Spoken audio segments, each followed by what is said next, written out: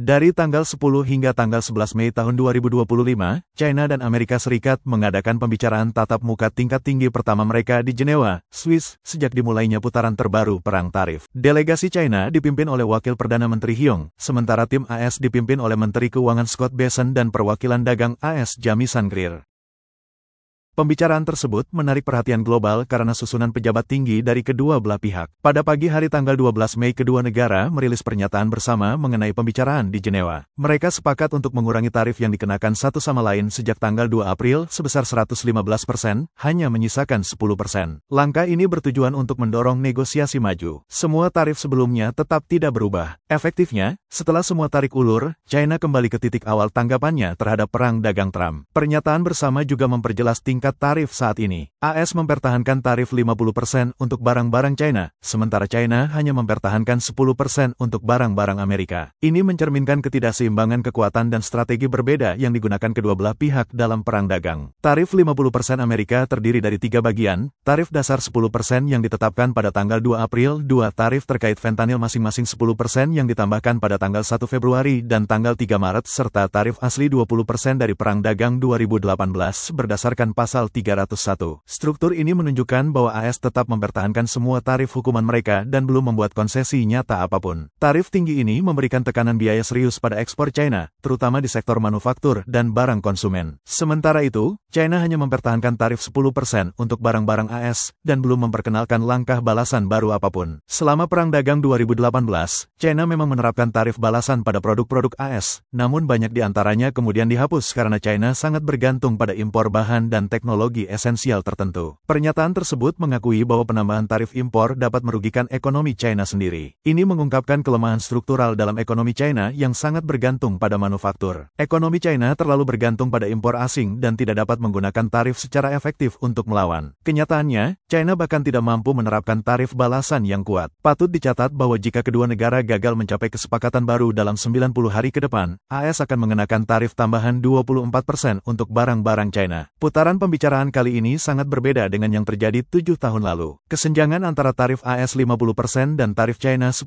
menunjukkan bahwa China telah mengalah. AS tidak hanya mempertahankan tarif tinggi, tetapi juga mempertahankan ancaman kenaikan tambahan 24% dalam 90 hari. Jika itu terjadi, China bisa menghadapi total tarif 74%. Namun, tidak ada masalah inti antara kedua negara yang terselesaikan. Jalan ke depan untuk negosiasi ini masih akan sangat sulit. Seorang komentator keuangan mengatakan mereka terkejut melihat pemerintah China menerima persyaratan seperti itu. Mereka percaya tidak ada harapan untuk kemajuan berarti dalam pembicaraan mendatang. Tuntutan pemerintahan Trump jelas, China harus membuka pasarnya dan menghapus pembatasan. Trump sendiri telah mengulang poin ini berkali-kali. Jika masih ada area ekonomi China yang tetap tertutup, kemungkinan besar mereka tidak akan pernah terbuka. Area seperti telekomunikasi dan platform online, Google X dan YouTube tidak akan pernah diizinkan masuk ke China. Karena itu, kedua belah pihak tidak mungkin mencapai kesepakatan nyata. Untuk saat ini, situasi tarif yang memalukan 50% berbanding 10% akan berlangsung selama 90 hari. Dan setelah itu, bisa menjadi situasi yang bahkan lebih memalukan, 74% berbanding 10%. Sesaat sebelum pembicaraan dimulai, sudah ada tanda-tanda bahwa perang dagang memanas. Pada tanggal 7 Mei, Departemen Perdagangan AS mengumumkan bea masuk anti-dumping baru untuk produk serat cetak termoformasi buatan China. Tingkat pajaknya mencapai 477,97%, angka yang mengejutkan. Bersamaan dengan bea masuk anti-dumping, AS juga meluncurkan penyelidikan bea masuk imbalan terhadap produk China yang sama. Vietnam juga terkena dampak putusan anti-dumping, tetapi perusahaan-perusahaan mereka dikenai pajak yang jauh lebih rendah, dari hanya 0,76% hingga 211,6%, masih jauh di bawah China.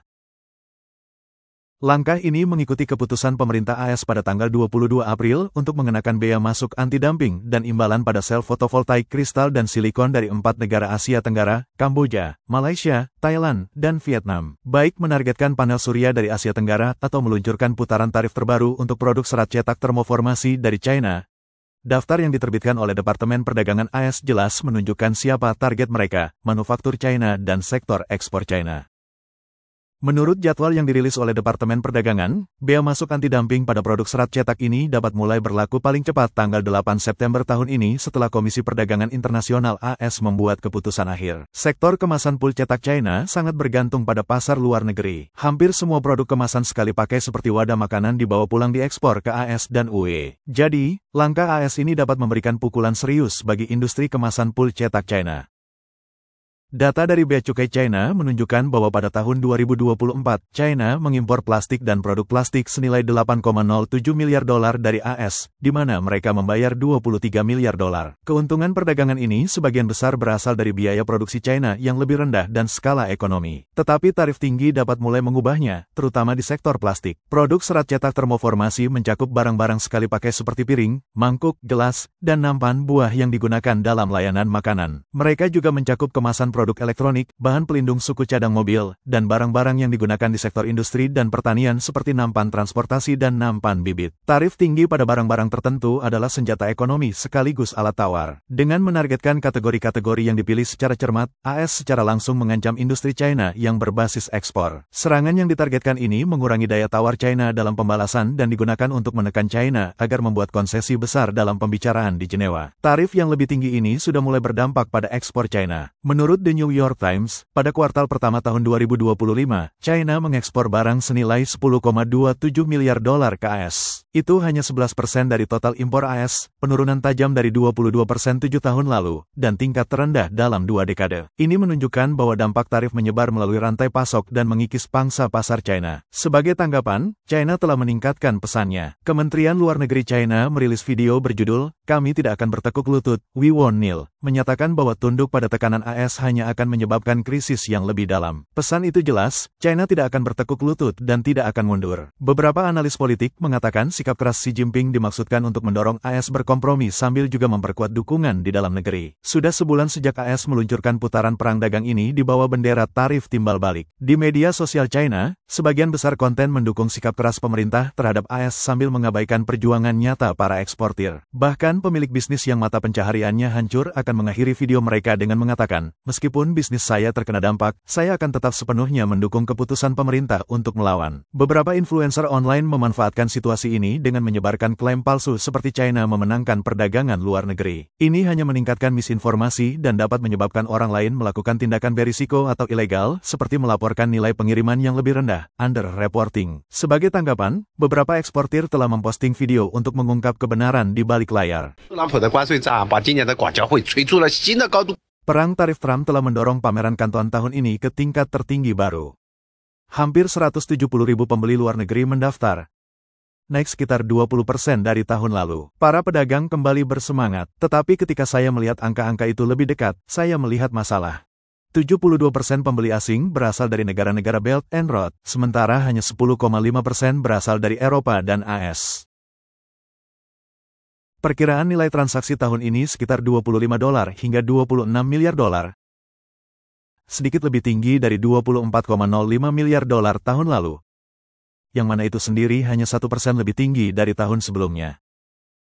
Peningkatan jumlah pengunjung bukanlah sesuatu yang perlu dirayakan. Ada lebih banyak pembeli, tetapi total nilai transaksi belum meningkat, yang berarti ada lebih sedikit klien bernilai tinggi dari barat dan lebih banyak klien bernilai rendah dari negara-negara berkembang. Jadi meskipun acara tersebut terlihat populer, itu tidak berarti kualitas pesanan meningkat. Influencer online yang melebih-lebihkan keberhasilan perdagangan China sebagian harus disalahkan. Ada 3 masalah. Pertama, karena tarif AS dan investigasi UE, China tidak punya pilihan selain lebih bergantung pada pasar Belt and Road.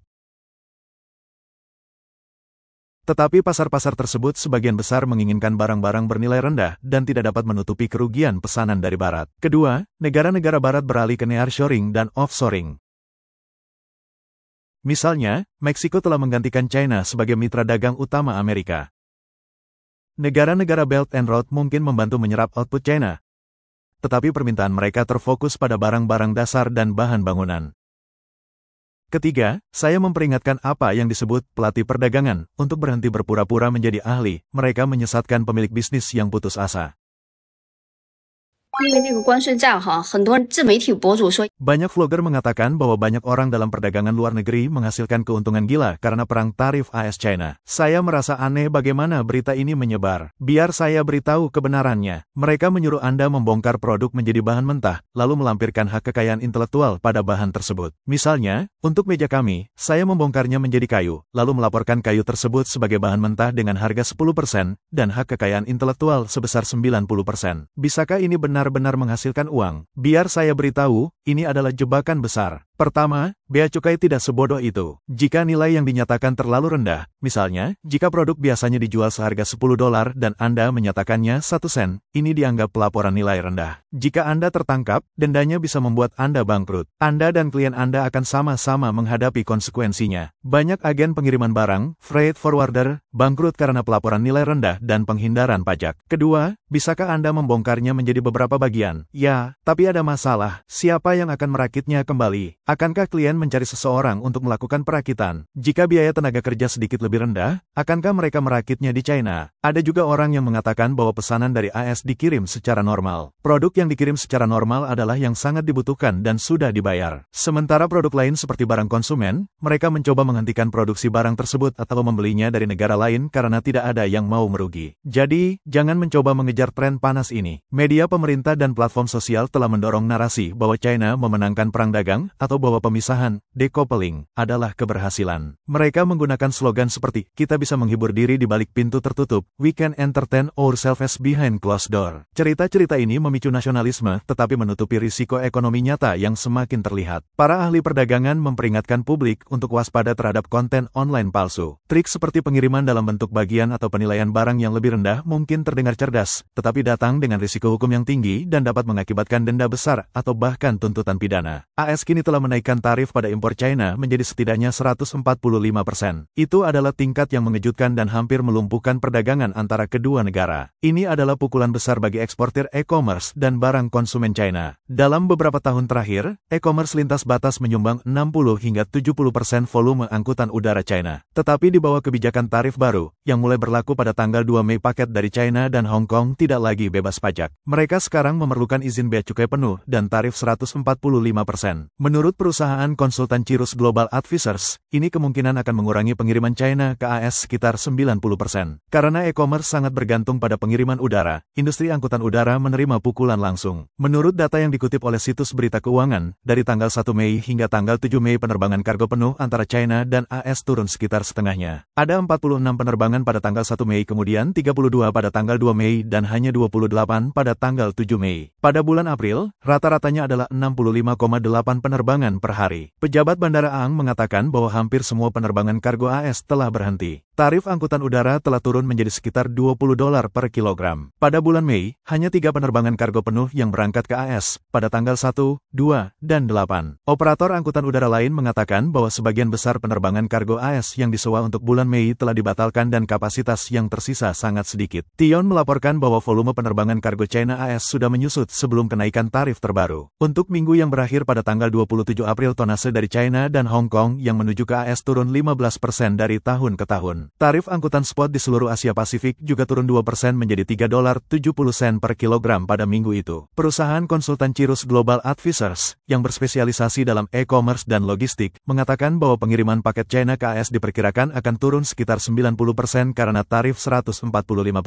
Namun, penting untuk dicatat bahwa tarif ini sekarang ditunda setelah AS dan China bertemu di Jenewa pada tanggal 11 Mei. Analis industri memperingatkan bahwa pergeseran kebijakan bebas bea untuk paket kecil ini, bersama dengan perubahan model e-commerce lintas batas, akan berdampak serius pada bisnis kargo maskapai China. Maskapai penerbangan dengan pangsa barang e-commerce yang tinggi pada rute China AS mungkin menghadapi penurunan volume kargo dan tarif angkutan yang lebih rendah dalam jangka pendek. Pasar angkutan laut juga berada di bawah tekanan dari kelebihan kapasitas dan penurunan harga. Banyak kontainer pengiriman kini macet di pelabuhan-pelabuhan China, terisi dengan barang-barang yang tidak dapat lagi dijual di AS karena tarif. Pemesanan kargo untuk pengiriman kontainer AS China telah turun separuh. Di kota-kota pabrik di sepanjang pantai China, puluhan ribu pekerja telah di-PHK. Industri seperti tekstil, mainan, elektronik, dan furnitur sedang berjuang. Jalanan kosong dan toko-toko tutup. AS adalah pelanggan ekspor terbesar China, membeli sekitar 16% dari total ekspor China. Jika tarif tetap berlaku, para ekonom memperkirakan bahwa 80% barang China mungkin tidak lagi dapat memasuki pasar AS, berpotensi menyebabkan kerugian hingga 400 miliar dolar AS. Pada tanggal 9 Mei, Reuters melaporkan bahwa China dan AS mengadakan pembicaraan tertutup di Jenewa untuk mencoba meredakan sengketa. Setelah gelombang pembatalan pesanan, agen pengiriman barang China mulai memesan kembali ruang kontainer untuk mengirim barang ke AS. Menurut laporan itu, 4 eksportir China mengatakan mereka berencana untuk melanjutkan pengiriman ke AS dalam beberapa minggu mendatang. Beberapa dari mereka memasok pengecer besar Amerika seperti Walmart. Leo mengatakan, kami semua berharap situasi tarif akan mereda pada bulan Mei. Saya yakin itu akan terjadi. Laporan itu juga mengutip 2 eksekutif senior di perusahaan pengiriman barang China yang mengatakan bahwa sejak akhir April, para pedagang telah meningkatkan pemesanan kontainer mereka, menargetkan pengiriman mulai pertengahan Mei. Menurut angka terbaru dari Administrasi Umum Bea Cukai China, ekspor ke AS turun 21% dari tahun ke tahun pada bulan April, penurunan terbesar sejak Juli tahun 2023. Dengan kapasitas angkutan udara dipotong separuh dan pesanan laut dibatalkan, tekanan berkelanjutan dapat menyebabkan kehilangan pekerjaan yang meluas dan penutupan bisnis, yang dapat memicu ketidakpuasan publik dan menimbulkan tantangan terhadap legitimasi politik Xi Jinping. Beberapa ekonom telah mengkritik pendekatan konfrontatif pemerintah China. Mereka mengatakan bahwa bagi AS, perang dagang ini mungkin hanya membawa inflasi sementara, tetapi bagi warga negara China, itu adalah bencana. Mereka berpendapat bahwa tidak ada pemerintah yang masuk akal yang boleh mengabaikan mata pencaharian rakyatnya hanya demi menjaga muka.